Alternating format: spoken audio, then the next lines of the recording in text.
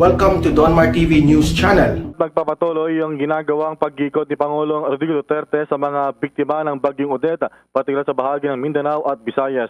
Kaya noong Sabado ay personal na binisita ni Pangulong Duterte ang mga kabayang apektado ng kalamidad sa bahagi ng Surigao, ganoon din sa Dinagat Islands at Maasin City sa Southern Leyte. At kahapon naman ay dinalaw ni Pangulong Duterte ang bayan ng Argao sa Cebu at Inabanga sa lalawigan ng Bohol.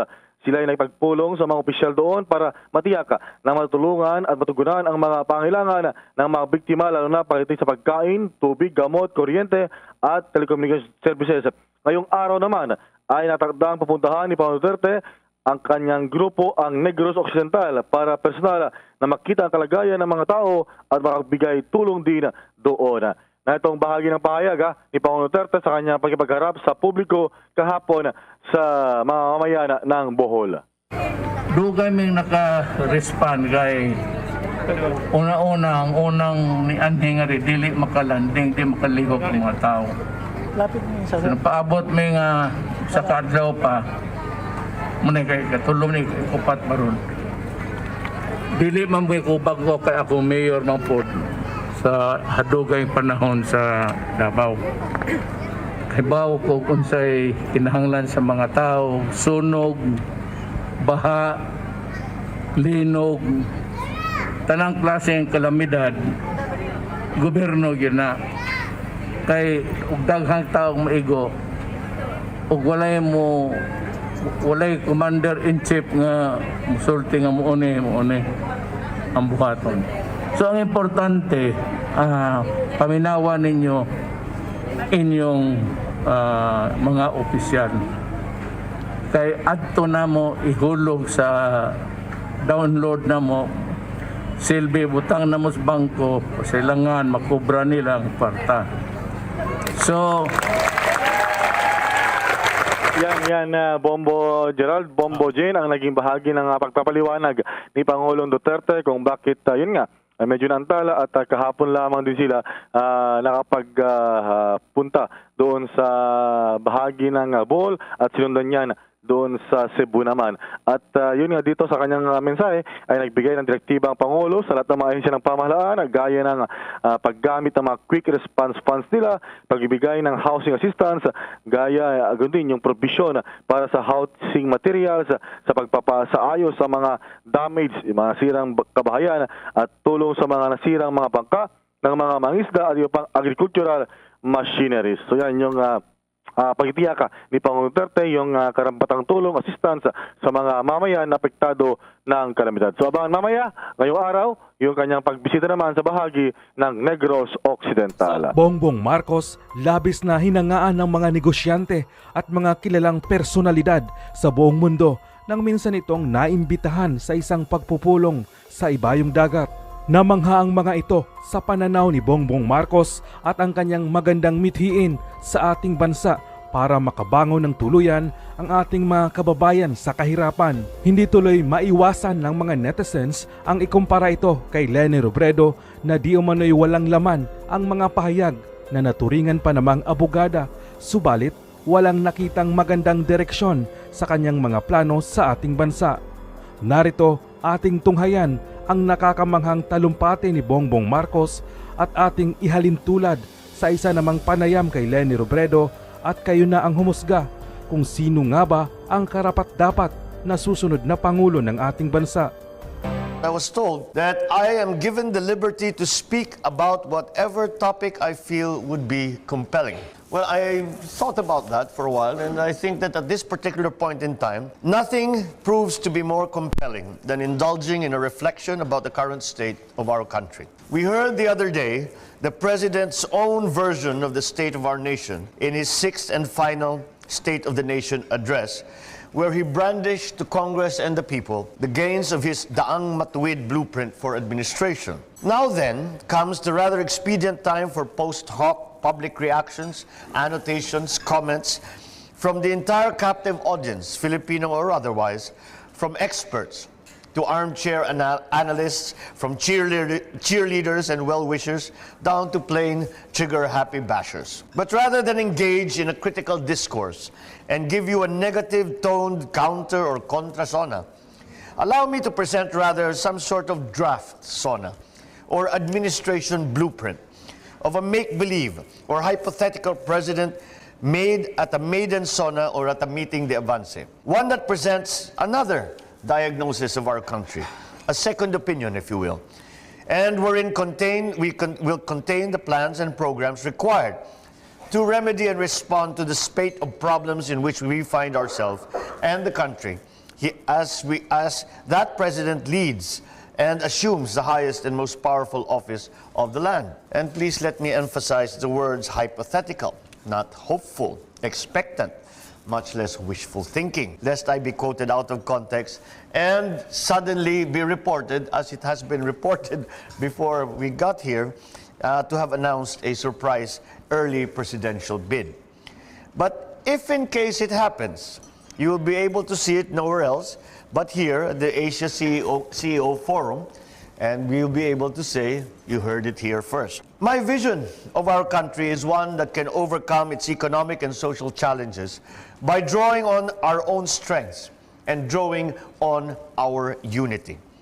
It is a vision of the Philippines that is prosperous, rich in opportunity, home to a happy, morally upright, and productive citizenry whose lives are meaningful because theirs is a just society, because theirs is a nation that has become great again. I will immediately work to restore all Filipinos, the lost sense of pride in themselves and pride in being citizens of the Republic of the Philippines.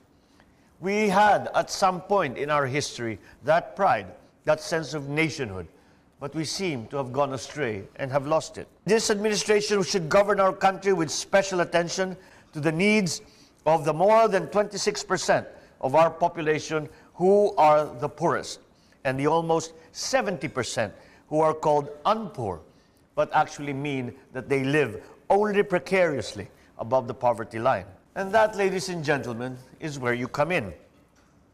I would like to focus on two things that I believe we need to finally banish these discouraging statistics, unavoidable facts, which persist despite our best efforts to change them. First, I believe business should take the lead in nation building, in poverty reduction, in developing our shared future. You have demonstrated in your work your ability to do so with your wealth, your skills, your imagination, in raising our economy to a level that has attracted positive elements.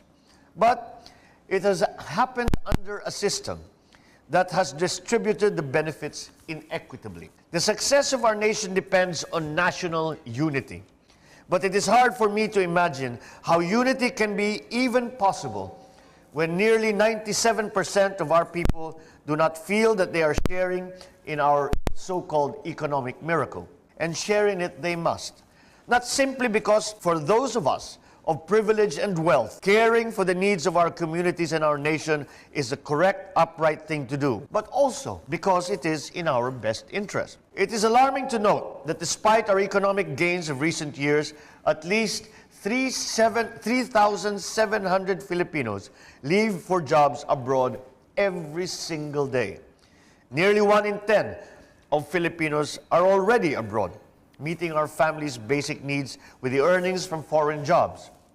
It is distressing to see the most desperate of our people even consigned to the streets, falling prey to sexual or other forms of exploitation simply because of a lack of opportunities. These people are our workforce and our market. They are the greatest resource, a resource that only grows in strength and does not diminish if it is used for the benefit of all. Asking business to lead us in nation building is a tall request, and one that government cannot rightly ask if it is not willing to equally share the burden or take the lead. Which brings me to the second, but no less important point. How can government help business do business? It is perhaps understandable if many doubt whether government actually has the ability to do that. because recent problems have revealed shortcomings in our efforts to eliminate corruption and improve performance. The 62.3 billion conditional cash transfer program directed at the poorest of our poor Filipino families has not helped all that it could because of leakages, because of weaknesses in the implementation, and because of a clarity in principle and in concept as to what the program was meant to achieve. The modest efforts towards upgrading our armed forces have been hampered by anomalous deals and irregular transactions with suppliers of questionable competence. Every day, hundreds of thousands of commuters, our workers, our students, our shoppers, face the challenges of using an aging, inadequate commuter rail service that has become unreliable under the best of circumstances and actually dangerous to life and limb at its worst. Sound fiscal management has provided the Philippines with billions in accumulated savings. Yet, deploying these carefully collected resources into infrastructure, into improving the nation's defense and law enforcement capabilities, and other basic development has proved more difficult than it should rightly be. As a result, opportunities to create jobs, to create new areas for business growth, and to expand consumer and investment markets have been lost. Government as well as business must change. The trickle-down concept of economics, pursuit of profit for profit's sake, with the expectation that the benefits will eventually find their way to the lower levels of our society, is a failure. It is something I sensed a long time ago while still a student at university in a study that we made on the Marshall Plan, which had as its central principle a trickle-down theory. Throw money at the problem, enough money will trickle down to the poorest, and we will have taken care of it.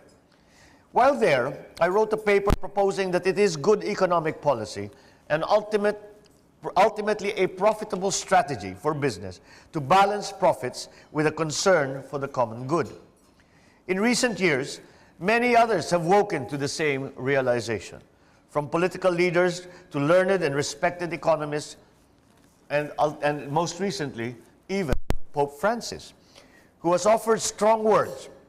In 2013, in his apostolic exhortation, Evangelii Gaudium, he argued that trickle-down economics wrongly demand a crude and naive trust in the goodness of those wielding economic power.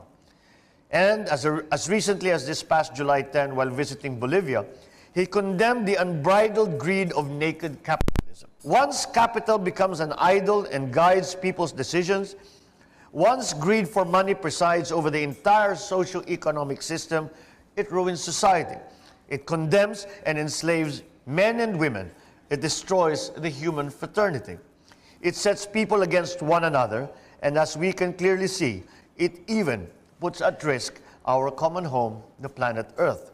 Capitalism as we know it, whether we like it or not, is becoming socially unacceptable. Do not take this as a damnation of the capitalist society, of the capitalist principle, but merely to say that government must take must institute and have a mechanism that actively pursues the principle of distribution of wealth. I think even the latest economic studies, I don't know if we are familiar, the most recent rock star of the economics fraternity, a gentleman by the name of Piketty, in his large and rather hard-going book on capital, again, seems to have confirmed this same observation, that the growth in value of capital is never matched, if left to its own devices, by the growth in value in the worth of each individual in that economy. By focusing on poverty, we then also bring focus on the fundamental strength of this nation. And our greatest resource is our people. Isa po sa mga dahilan kung bakit po makikita naman po natin ang porsyento ng mga taga-Sorsogon na suportado ka po dahil sa ikaw po ay taga-Sorsogon. And dapat naman po talaga itong ika-proud hindi lang ng Bicol kundi especially ng mga taga-Sorsogon. Kung sakali pong pala rin ka po na manalo bilang ikatlo kung tama ako, ikatlong babaeng presidente ng Pilipinas, ano po maaasahan o magiging pribilehiyo ng mga taga-Sorsogon? Oh, hindi lang Sorsogon, pero the region as a whole. Ang dami nating problema dito na for many years, hindi tayo nabibigyan na privilege na asikasuhin. Lagi ko itong kinakwento na ngayon, na VP na ako, maraming pagkakataon na pumupunta ako sa North. Pagpunta ka sa North, ang dami-daming highways na pwede mong pagpilian. Merong NLEX, merong SCTEX, merong TIPLEX. Pero pag uuwi ka dito sa atin, may isang highway na forever pang sira. Di ba? Forever pang sira. Actually, yung biro ko nga, yung Sorsogon has the best roads. Siguro you will agree with me na kahit tulog ka sa sasakyan, pag maayos na yung road, alam mo na sa Sorsogon ka na. Pero if you're coming from Manila, ano talaga, pag nag-traffic yung mga munisipyo yung dadaanan mo, hindi mo na alam kung anong oras ka dadating. So, isa yun, na ito yung Sorsogon, the whole of Bicol region actually except Masbate and Catanduanes, gateway tayo ng mga pumupunta sa Visayas at Mindanao na nagsasasakyan. Pero sobrang hirap nung pag-uwi dahil walang enough na facilities na pwede natin gamitin. Number 1 yun. Yung number 2, yung PNR, ang laking tulong niya sana para sa, hindi lang sa mas murang pagbiyahe ng mga tao, pero para sa transport of goods and services na galing dito sa atin. Mas magkakaroon sana tayo ng pagkakataon na makapag-compete with lower prices kung ang PNR natin maayos na. Pero anong nangyari? Ang tagal-tagal. Di ba? Ang tagal-tagal. In fact, nung nasa Congress ako, nag-author ako ng bill extending the life of PNR. Meron na mga plano, tapos pag nag-change ang administration, madiderail. So, etong mga bagay na to kailangan asikasuhin. Kanina, tinanong tayo about power. Yung power, isa sa mga malaking problema natin dito sa Bicol Region. Hindi lang dahil mahal siya, pero maraming parts ng Bicol Region, pawala-wala pa din hanggang ngayon yung brownouts. Alam natin na deterrent ito sa mga investments. Yung pag-disaster proof ng lahat na probinsya sa Bicol Region, kasi siguro of all the regions in the country, yung Bicol Region, isa sa mga pinakatinatamaan lagi kung may disasters. So itong mga bagay na to na napakahalaga sa pang-araw-araw na buhay natin. Not just in Sorsogon but the entire Bicol Region. Malaki yung pagkakataon pag nabigyan ako ng pagkakataon. Kasi sa unang pagkakataon, magkakaroon ng Pangulo na galing Bicol.